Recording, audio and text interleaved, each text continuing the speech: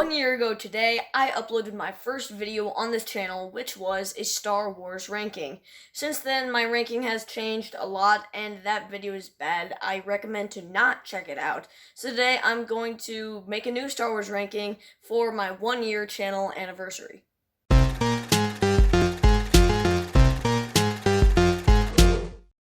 Hello everybody, welcome back to another video. My name is Gabriel and I love to rank movies. If you can relate, consider hitting that subscribe button. And please know that everything I say about these movies is just my opinion, but I would love to see yours down in the comments section. But with that said, let's get into it. In last place, I have Solo: A Star Wars Story. Solo is a really unnecessary movie. I don't think any Star Wars fan was dying for a film solely based around the character of Han Solo. I think I actually might like it if it was Harrison Ford still playing Han, but no. I'm not saying who plays him in this film is bad, I just don't think he does as good of a job as Harrison Ford did. It's a really frustrating movie, and I just think it was a cash grab. I love seeing Darth Maul at the end, and that shows us that the Star Wars movie universe lives inside the Clone Wars universe, but then it's also really confusing and was just there to get a rise out of the fans. I think Solo is an enjoyable movie, but just the most forgettable and bland Star Wars movie, making it in last place. Number 10 spot goes to Star Wars: The Last Jedi. The Last Jedi has some of the best cinematography and special effects I have ever seen. Literally, everything in this film visually looks like it's one of the best films ever made. Obviously it isn't, but the visuals are great. The throne room sequence and honestly the entire climax are some of the best moments in Star Wars too. I love how Rey and Ben have a forced relationship in this film, and I like how they were sort of frenemies in this film. The scene where the ghost of Yoda comes to visit Luke is fun, iconic and all, and it was one of the best scenes in the film. It was really fun to see the character again, and it was really refreshing, and I think that they handled that scene really well. Obviously, the score is awesome, and one of the best of all time. I actually think that this film is just okay. I don't hate it like I used to, but I still have a lot of problems with it. There's so many terrible characters in this movie that just elevate the badness to another level.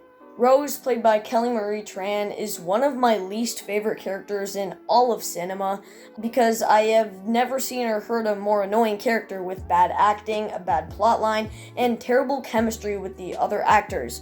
Her character was pointless and had razor-thin motivations. She does nothing to benefit the Resistance and does nothing in general. While trying to save Finn at the end, she rams into a ship and stops him from sacrificing himself, and then she says one of the cheesiest lines ever.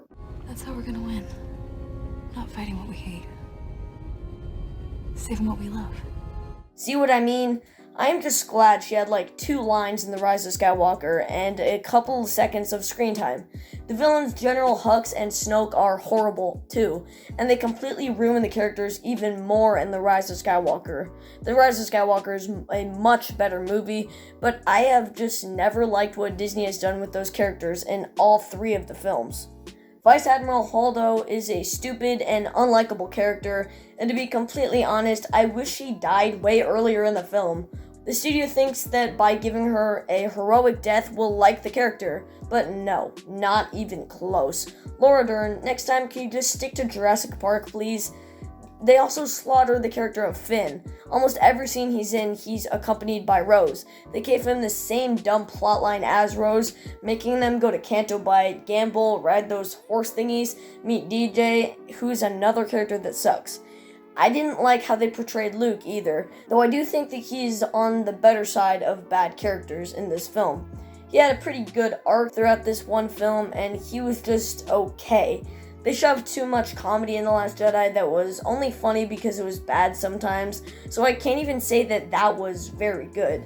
Captain Phasma is one of the most underutilized and underdeveloped characters in this franchise. What was the point of introducing her in the first place if you aren't even going to do anything important with the character?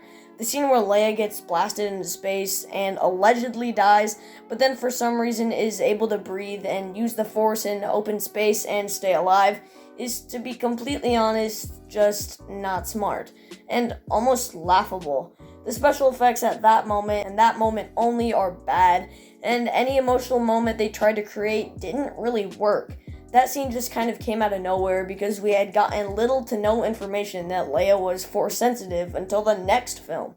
Some of the way they handled Rey's weird connection with the dark side was also kind of weird, and how there was just a big hole on the island Luke was on that is apparently just the dark side. The pacing is horrendous in this film. It goes straight from Rey falling into the dark side hole thingy to people gambling and making bad jokes, to Luke telling Rey about how he almost killed Ben, then to space monkeys, and so on. Man, some of this movie is utter garbage. I kind of enjoy this movie, and certain aspects are top tier Star Wars, but the rest of the film is just too bad for me to give it a positive rating. Number 9 goes to Attack of the Clones. Now to me, this is a live-action animated hybrid film. It's basically like watching a cartoon because of how much CGI they use, and the actors themselves have even said that they were barely ever on a real set. They were always in front of a green screen, and you can tell. This is easily the worst looking Star Wars film. It has some horrible lines, disgusting visuals, but I like it. It's amazing how much special effects have improved over time from 2002, the year this film was released, to now. Most of the lightsaber duels and battles are very exciting, and even though this film has a lot of bad, it has enough good for me to like it to a certain degree. Number 8 is The Phantom Menace. I like The Phantom Menace. It has some of the absolute best lightsaber duels in all of Star Wars, and it made great characters of Qui-Gon Jinn and Darth Maul. But just like Attack of the Clones, the acting is pretty bad, and there is an overuse of bad CGI. Also, Jar Jar Binks. No. Please, no. Why would they put a character like him in this film? His voice is insufferable, and he had no purpose to be in the film, unless he was supposed to annoy the audience, which he does. If he was removed, I'm gonna be honest, this could be in my top 5 Star Wars, but he's in the movie, and for that I can't rank The Phantom Menace any higher. The duel between Darth Maul and Qui-Gon Jinn and Obi-Wan at the end is one of the best lightsaber duels in the Star Wars saga. It's a bit over choreographed and fast, but it is just so good and easily the best part of this movie. Next up in 7th place is Rogue One, A Star Wars Story. I think Rogue One is a really underrated Star Wars film.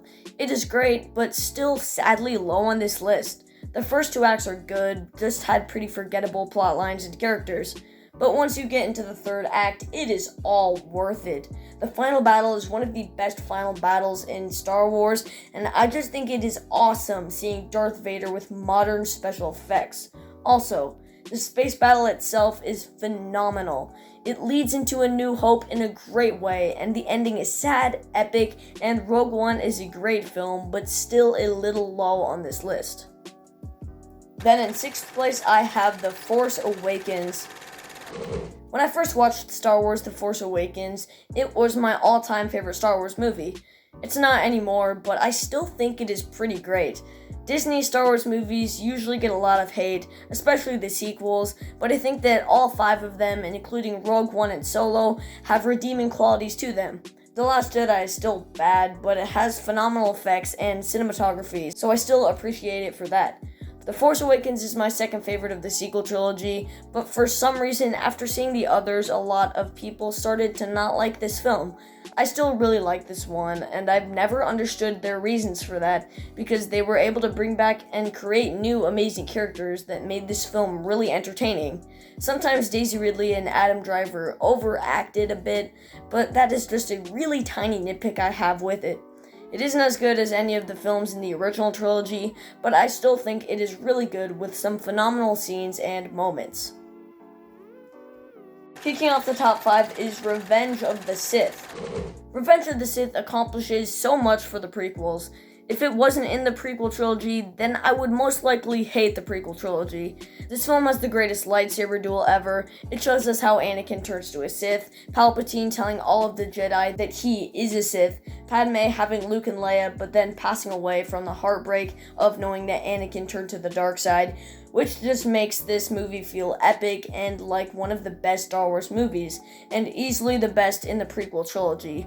Like it's not even close. In 4th place, I have The Rise of Skywalker. I don't care what y'all say, this movie is amazing.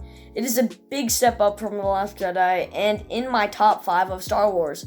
I love almost everything about it, and the negative reviews have not convinced me at all. But it does have problems. The Rise of Skywalker has an abundance of plot holes and plot conveniences.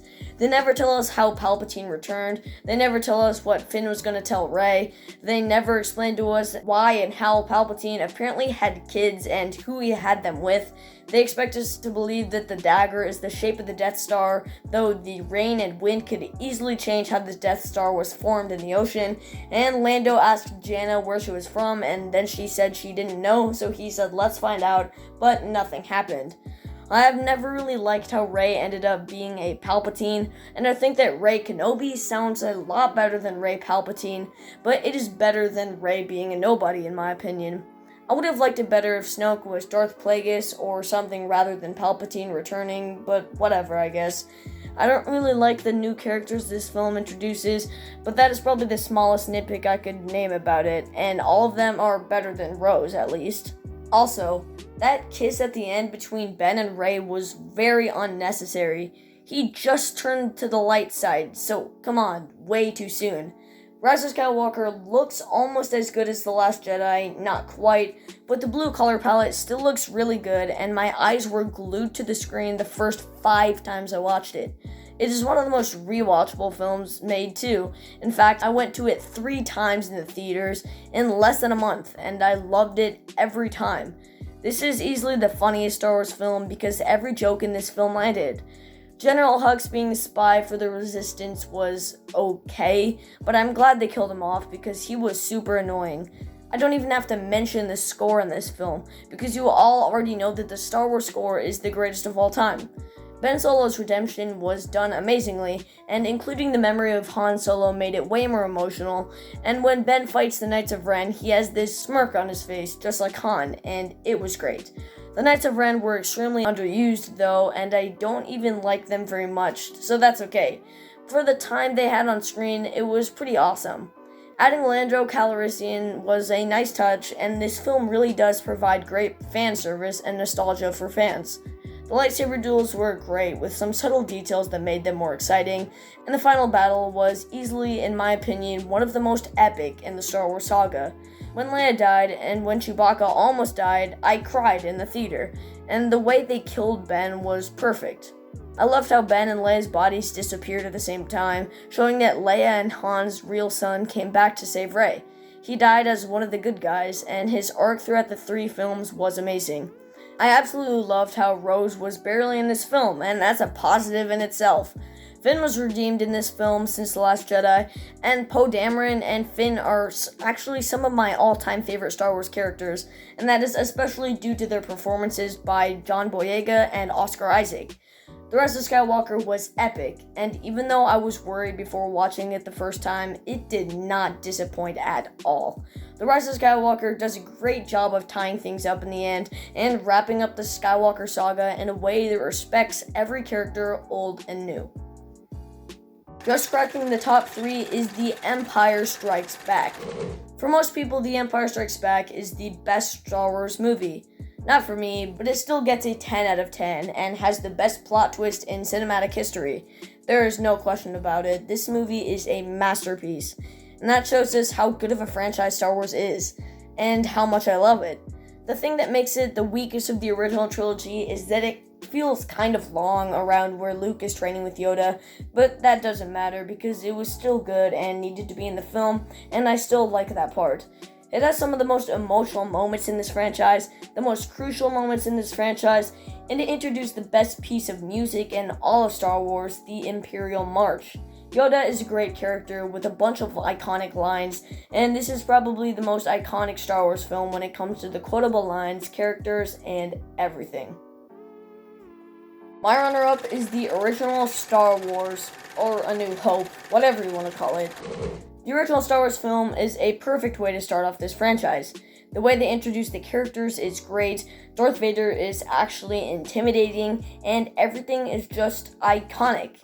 It's a pretty old movie, so not all of the effects are great, but it still looks better than the prequels because they use practical effects, and some of it actually looks great.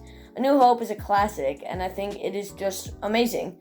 Some of the lines are corny, and Luke could be a tiny bit annoying when it comes to the way Mark Hamill delivered the dialogue, but I don't really care at all about that. This is just an entertaining piece of cinema that never gets old.